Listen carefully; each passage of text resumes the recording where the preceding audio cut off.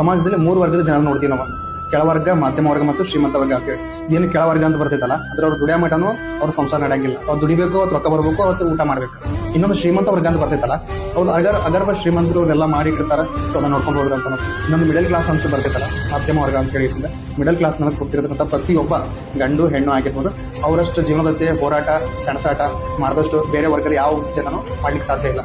ಯಾಕಂದ್ರೆ ಅತಿ ಹೆಚ್ಚು ಕನಸು ಹೊಂದಿದವರು ಮಧ್ಯಮ ವರ್ಗದವರೇನೆ, ಅತಿ ಹೆಚ್ಚು ಕಷ್ಟಪಡೋರು ಮಧ್ಯಮ ವರ್ಗದವರೇನೆ, ಅತಿ ಹೆಚ್ಚು ಸಫರ್ ಆಗೋದು ಅವರು ಮಧ್ಯಮ ವರ್ಗದವರೇನೆ.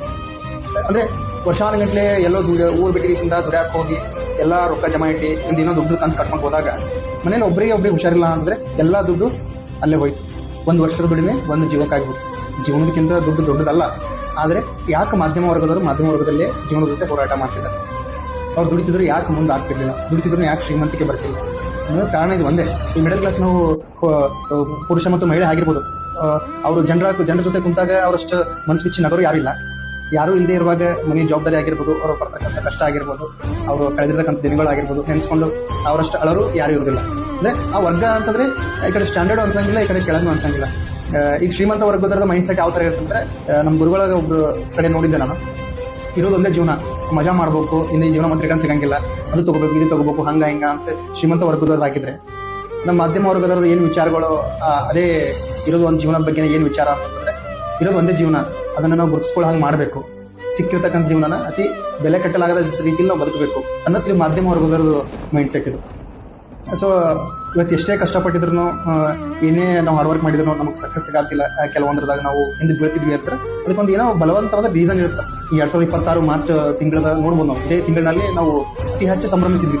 ಹೋಳಿ ಹುಣ್ಣಿ ನೋಡಿದ್ವಿ, ನಮ್ಮದು ಇಂಡಿಯಾ ವರ್ಲ್ಡ್ ಕಪ್ ಗೆದ್ದಿತ್ತು, ರಂಜಾನ್ ಬಂತು, ಯುಗಾದಿ ಬಂತು, ವರ್ಲ್ಡ್ ವಾರ್ ನೋಡಿದ್ವಿ, ಅತಿ ಹೆಚ್ಚು ಇಂಪಾರ್ಟೆಂಟ್ ಇರತಕ್ಕಂಥ ಅಡುಗೆ ಅನಿಲ ಅದನ್ನು ಬಂದಾತ. ಸೊ ಅಂದರೆ ಇದು ಹೇಳೋ ಉದ್ದೇಶ ಏನಂತಂದರೆ, ಒಂದೇ ತಿಂಗಳಿನಲ್ಲಿ ಇಷ್ಟೆಲ್ಲ ಆಗೋ ಸಾಧ್ಯತೆ ಅಂತ ಯಾರಿಗೆ ಅಜಂಪ್ಷನ್ ಇರಲಿಲ್ಲ.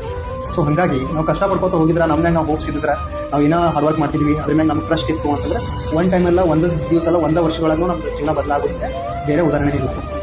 ಮಾರ್ಚ್ ತಿಂಗಳ ಬಗ್ಗೆ ನಾನು ಯಾಕೆ ಎಕ್ಸಾಂಪಲ್ ತೊಗೊಂಡೆ ಅಂತಂತಂದರೆ, ಮನುಷ್ಯಗೆ ನಾವು ಎಷ್ಟು ಕಷ್ಟಪಡ್ತಿದ್ವಿ, ನಮ್ಗೆ ಸಕ್ಸಸ್ ಸಿಗಾತಿಲ್ಲ, ನಾನು ಎಷ್ಟು ಕಷ್ಟಪಡ್ತಿದ್ದೀನಿ, ನಾನು ನೋಡಿದ ಕೆಲಸ ಆಗ್ತಿಲ್ಲ, ನಾನು ಎಷ್ಟೋ ಕಷ್ಟಪಡ್ತಿದ್ದೀನಿ, ನನ್ನವ್ರ ಅಂತ ಕೇಸಿ ನಾನು ಯಾರು ನಂಬತ್ತಿಲ್ಲ ಅಂತ ಅಂದ್ಕೊಳ್ತೀವಿ.